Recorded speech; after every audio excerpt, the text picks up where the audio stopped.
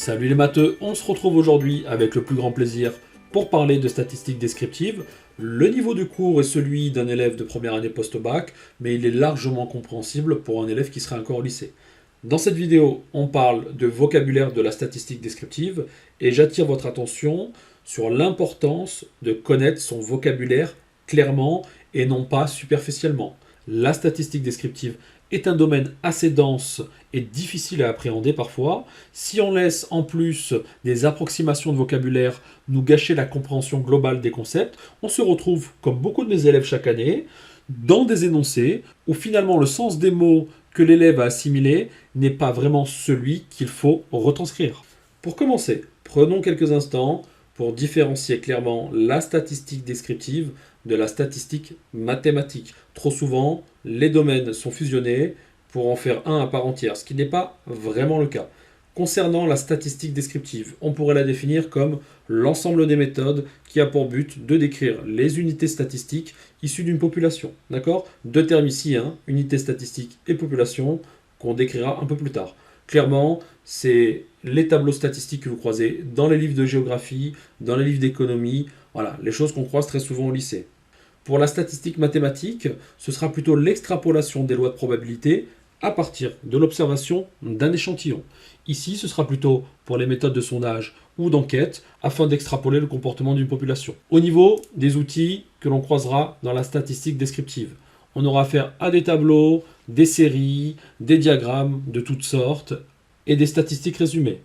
Pour les statistiques mathématiques, ce sera plutôt des intervalles de confiance, asymptotiques ou non, des estimateurs, des tests d'hypothèse, etc., etc.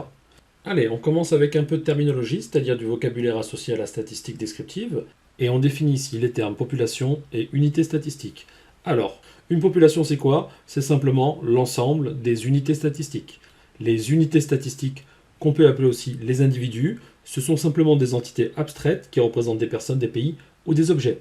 À titre d'exemple ici, la population pourrait être l'ensemble des pays de la planète et l'unité statistique serait un pays en particulier. Concernant le terme échantillon, l'échantillon c'est quoi ? C'est simplement le prélèvement au sein de la population d'une sous-population via une méthode qui assure, attention, la représentativité de cet échantillon au sein de la population. Ça veut dire quoi ? Ça veut dire par exemple, admettons que vous soyez chargé d'effectuer un sondage quant au club de cœur d'un supporter de football. Si vous effectuez votre sondage au sein des rues de Paris, on ne va pas s'étonner que votre sondage soit complètement biaisé. Pourquoi ? Parce que votre échantillon n'est pas représentatif de la population.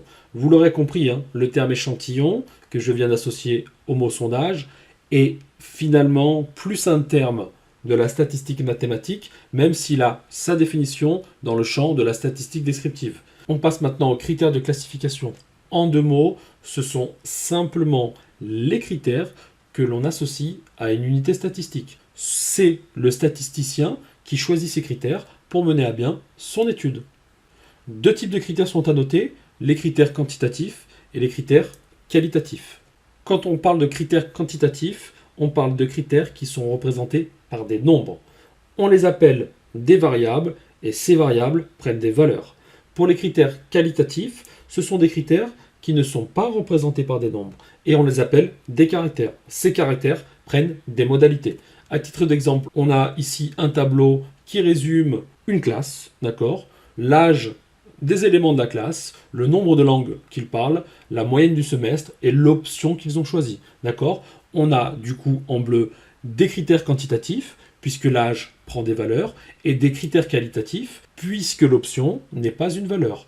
On va pouvoir, dans des critères quantitatifs, effectuer des calculs comme des moyennes, des quartiles, des médianes, des écarts-types, des variances, ce qui ne sera pas du tout le cas avec des critères qualitatifs. Parlons maintenant de méthodologie des regroupements des unités statistiques. Dans le tableau suivant, on peut observer que dans chaque ligne apparaissent des valeurs ou des modalités. Elles sont associées à quoi ? Aux 11 unités statistiques que représentent les 11 élèves de la classe. Ici, chaque colonne sera ce qu'on appelle une série simple. Quand on parle maintenant de distribution par valeur ou par modalité, il se peut, si le critère est une variable ou un caractère, on peut avoir parfois besoin de les regrouper par valeur ou par modalité. Dans ce cas, on parle de distribution. On a à gauche ici une distribution par valeur, c'est-à-dire que l'on a récupéré toutes les possibilités du nombre de langues parlées dans cette classe, de 0 à 5, et on associe à ces nombres-là simplement l'effectif correspondant dans la classe. Dans la première ligne, 0 élèves parle 0 langue, puis 2 élèves parlent une langue, et après on a 5 élèves qui parlent 2 langues, etc., etc. Quand on parle de distribution par modalité, c'est simplement associer à une modalité l'effectif correspondant. Dans cette classe, effectivement, 5 élèves ont choisi l'option maths, 3 élèves ont choisi l'option éco, et 3 élèves ont choisi l'option informatique. On vérifiera toujours que la somme des effectifs, que ce soit pour les distributions par valeur ou pour modalité, correspond finalement au total d'unités statistiques de notre étude. Alors, il arrive, quand il y a beaucoup de valeurs ou de modalités, de vouloir procéder à un regroupement par catégorie de valeurs ou de modalités. Ici, j'ai récupéré sur Wikipédia les 19 pays les plus peuplés de la planète.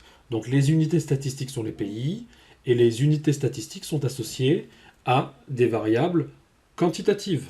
D'accord ? Donc, c'est pour ça qu'on parle de valeurs ici. J'ai décidé de les classer dans des intervalles de tailles différentes qui commencent pour le premier de 0 à 100 millions d'habitants, puis de 100 millions à 200 millions, et pour finir de 200 millions à 2 milliards. Ici, on a donc procédé dans ce tableau-là à un regroupement par catégorie de valeurs. On a ici 4 pays qui ont une population comprise entre 0 et 100 millions, 8 pays qui ont une catégorie comprise entre 100 millions et 200 millions, et pour finir 7 pays qui ont une population comprise entre 200 millions et 1 milliard 500 millions. On met à droite toujours les amplitudes de classe, c'est-à-dire la différence entre la valeur maximale de la classe moins la valeur minimale. Cette amplitude de classe va nous servir lorsqu'on voudra effectuer des calculs sur les moyennes ou sur d'autres variables statistiques. Nous aurons besoin de la taille de la classe et du centre de classe. On verra ça plus tard dans d'autres vidéos. Ici maintenant, on a procédé à un regroupement par catégorie de modalité. C'est-à-dire que j'ai choisi pour modalité le nom du continent, Afrique, Amérique, Europe, etc. Et j'ai associé le nombre de pays qui étaient en Afrique dans la liste que j'ai donnée juste avant. D'accord ? Donc on avait 3 pays africains, 3 pays américains et un pays européen. Et on en a fini avec cette vidéo. Au menu, plein d'éléments de langage qu'il faudra bien retenir et surtout savoir recontextualiser. D'accord ? Ça vous permettra d'avoir une compréhension plus claire d'un énoncé et des attentes de votre professeur pour répondre à des questions ou à des problématiques bien ciblées. D'ici là, je vous souhaite bon courage et je vous dis à bientôt pour une prochaine vidéo. Bye bye!